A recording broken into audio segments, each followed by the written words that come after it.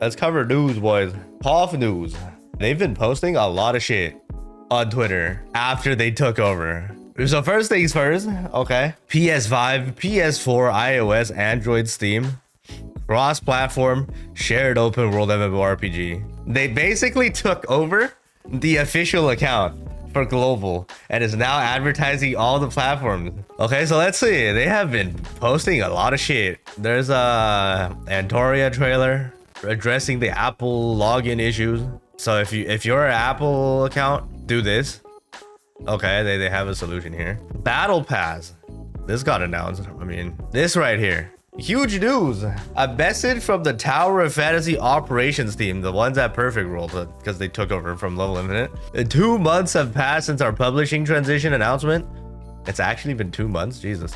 During this time, Hotta Studio and Perfect World Games has been actively engaging with the TOF community, which is me. And myself only, I guess. They've been interacting with you guys? Where? I'm confused, bro. But yeah, I mean, moving on. Listening to your feedback. Now we're ready to address your concerns and share our vision for the future. Stay tuned for the full update. First things first. Starting with version 4.7, Hotta and Perfect World Games will take full responsibility for the publishing operations of TOF. So any fuck-ups, okay, they're fully responsible.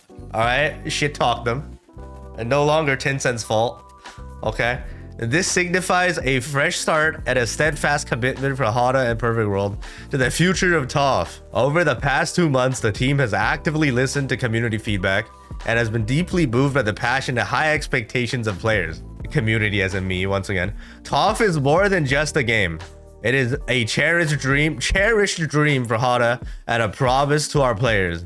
We aim to make this immersive, fantasy-filled game world not just a haven, but also a place players take pride in calling their own. As we move forward, the team remains dedicated to refining and elevating the gaming experience, opening a new chapter for TOF. So a bunch of useless PR talk, okay? Nothing important on this page. There we go, QA session. Are there any rewards planned after the operation transition? Absolutely, to express our gratitude for your continued support. We've prepared a range of special rewards as part of the TOF homecoming journey alongside the previously announced migration compensation.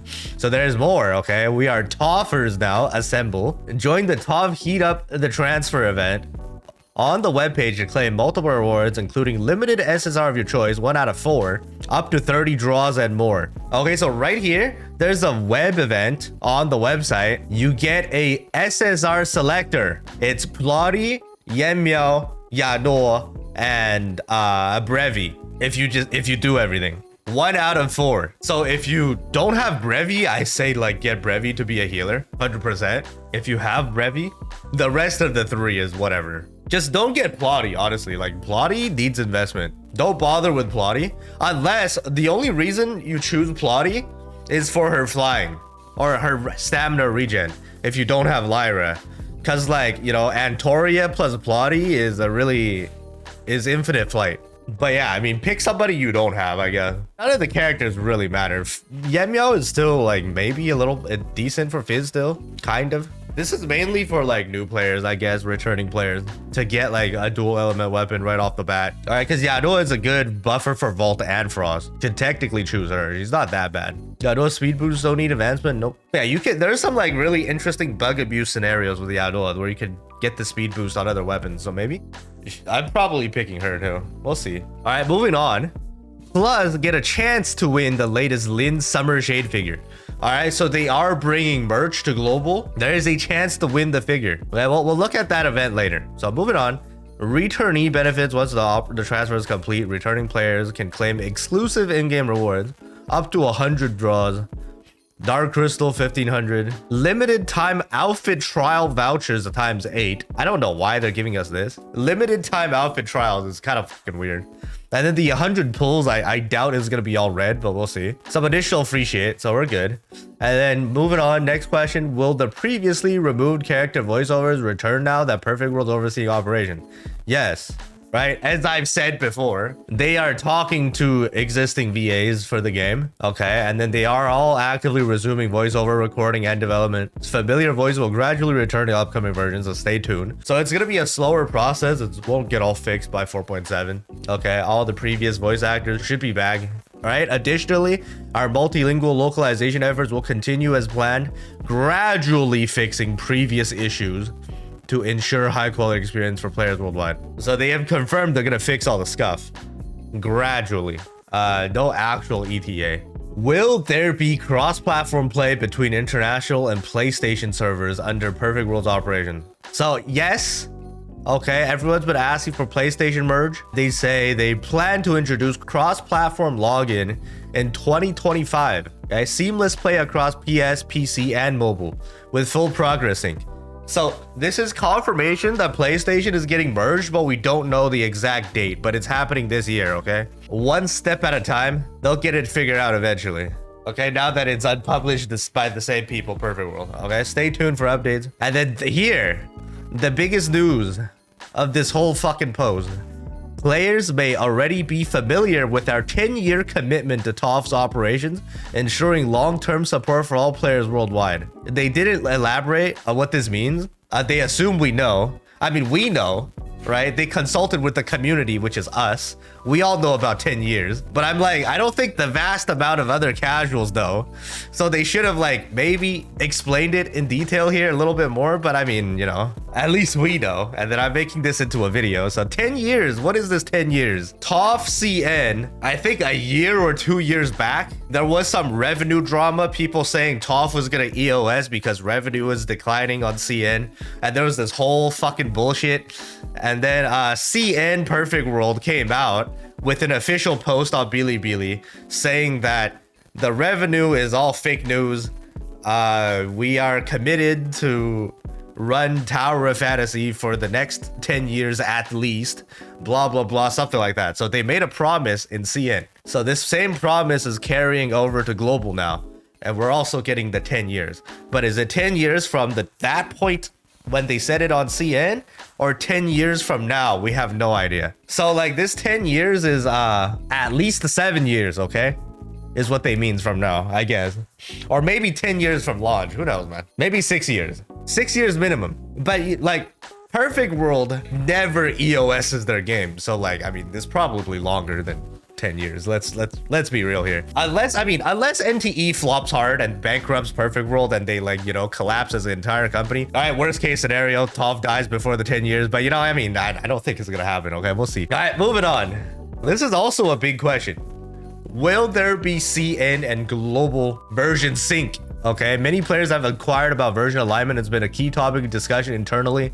Our goal is to narrow the gap between the international and Chinese mainland servers to just 1 to 2 weeks. However, achieving this will require significant adjustments to the pacing of content release. We are fully committed to ensuring these changes enhance rather than disrupt the player experience. Okay, we're catching up to CN, but not entirely. So there's still going to be 1 to 2 weeks of a gap, which, you know, I still have my job. Perfect. Okay. Fucking amazing. I can still do my usual, you know, CN shit. All right. Amazing. Meanwhile, we'll expedite bug fixes and gameplay optimization to enhance the overall game quality. Once the necessary adjustments are in place, we will update the community through our official channels. Thank you for your patience as we strive to deliver more immersive and seamless TOF experience. Being 1 to 2 weeks behind CN is literally just like a 1 month catch up. They're gonna gradually do this, right? They can cut global version by like a week every patch, and then we'll sync in like 4 patches or something like that. We're like 6 weeks behind CN right now. So yeah, this is great. All right, give them like 1 or 2 weeks time to balance and cook all the VA, and then like, you know, I'd say this is good. 1 to 2 week gap. I get to keep my job. Global doesn't have to wait like over a month for the new characters. The hype will still kind of be there. Pretty good. This last slide is whatever. Will there be more events for content creators? What will be the incentive structure look like? This is for CCs. You guys don't give a fuck. Maybe if you guys want to be CCs. But absolutely, content creators are an essential part of the TOF community. I am essential. I'm the only CC. And we're eager to see more creators share their amazing work. To this end, we are refining our activity guidelines, and reward system. With further details, we announce the upcoming creator events. I'm finally getting paid as a TOF shield. 10 cent could never. If you're already a TOF creator or aspiring to become one, we encourage you to share your ideas with us. Every piece of feedback will be taken seriously and thoughtfully considered, okay? How will the new operations team communicate with the players, okay? How will they devs listen? Throughout TOF's development, we've always believed that staying closely connected to the community is key to the game's success. We remain committed to fostering stable, engaging community, maintaining open communication with players, whether through regular updates, player feedback, interactive events. We will continue to listen. We will continue to listen to your voices and respond sincerely to your expectations. Thank you to every authorizer for your unwavering support and companionship. Welcome home. We are excited to embark on this next chapter of Tower of Fantasy with you. And that is it. They made some good promises here. They set some expectations. We'll see how they execute it, okay? This is good. Big news. Okay, catching up to CN. Cross-platform on PlayStation. Okay, VAs all getting changed. Right, all of our feedback that we have sent them, remember, all the fucking things that we did through our stream is getting kind of addressed. Basically everything. And then let's check the comments. Ignore the fucking comments. Do not listen to these people, okay? Reboot, I mean, they didn't talk about reboot. Maybe later. Give them more feedback for that shit. All right, moving on. One last thing. There's an event. Heat up the transfer, unlock milestones with limited edition swimwear figures. So basically, you're gonna get this Lin figure for free. Apparently, there's like 50 of these, maybe.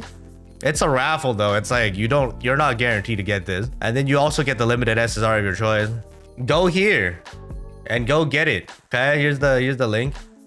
And then just click support now, I guess. And then you get to test if you have your perfect world account. And then you go through, you get a bunch of free shit. And then once you accumulate 100 heat or something, right, you get Lin. There's only 50 of them, I think. And then it's a raffle. All right, there's only 5 TOF players, so it's guaranteed everybody gets 10, right? And then if you're on PlayStation, you don't get to do that event, unfortunately, but you can share this post. Okay, TOFers, follow this account, retweet to win Lin figure. Okay, the PlayStation players can also try and get the figure, but that's about it.